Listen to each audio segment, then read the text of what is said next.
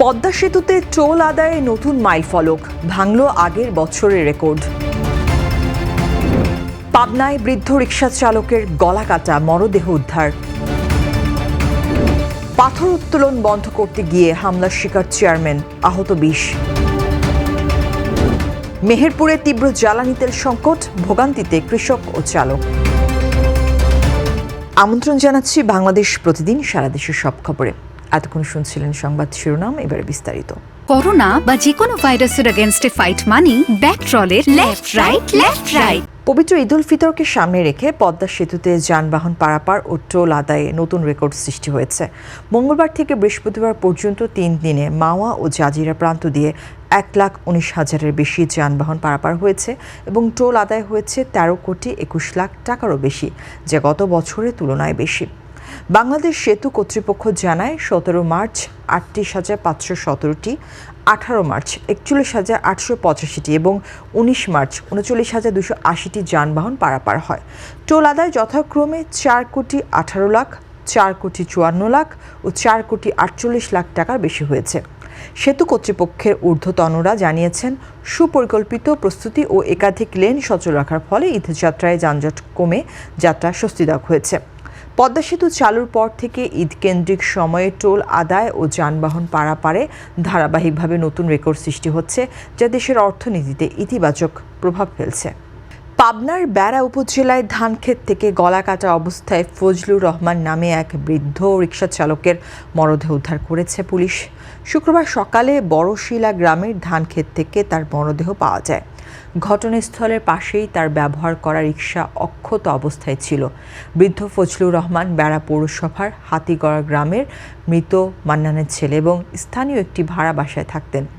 Police ধারণা করছে, রাতের অন্ধকারে তাকে ডেকে নিয়ে গলা কেটে হত্যা করা হয়েছে।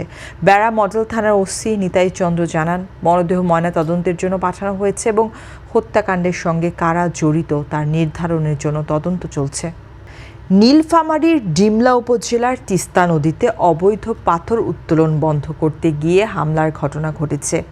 টাপাখড়িবাড়ি ইউনিয়নের একতা বাজার ও তেলিবাজার এলাকায় চেয়ারম্যান রবিউল ইসলাম শাহিনের নেতৃত্বে পাথর উত্তোলন বন্ধ করতে গেলে তাদের উপর পাথর উত্তোলনকারী চক্রের সদস্যরা হামলা চালায়। ঘটনায় চেয়ারম্যান, সাংবাদিক, গ্রাম পুলিশ ও থানা পুলিশের সদস্যসহ অন্তত 20 জন আহত হয়েছে।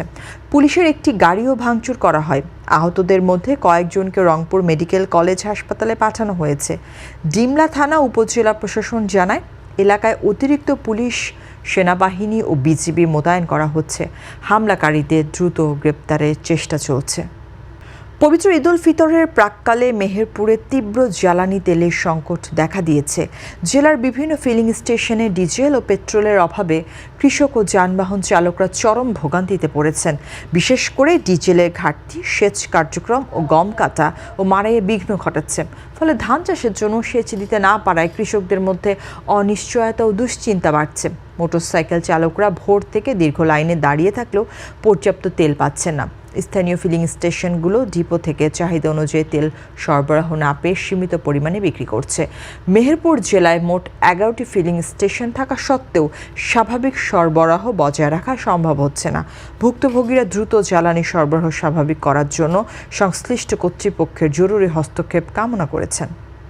কুড়িগ্রামের ভুরুঙ্গামারী উপজেলার বলদিয়া ইউনিয়নে 3টি গুদাম থেকে আনুমানিক 20 মেট্রিক টন সরকারি চাল জব্দ করেছে স্থানীয় জনতা।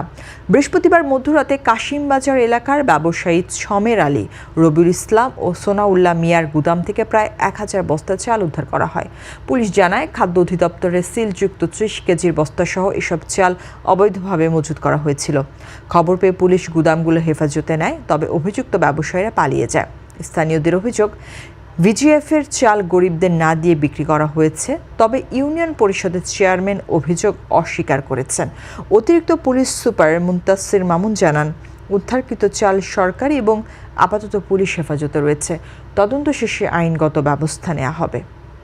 সিলেটের বিশ্বনাথে শিলাবৃষ্টিতে ক্ষতিগ্রস্তদের মাঝে ঢেউটিন ও নগদ অর্থ বিতরণ করা হয়েছে।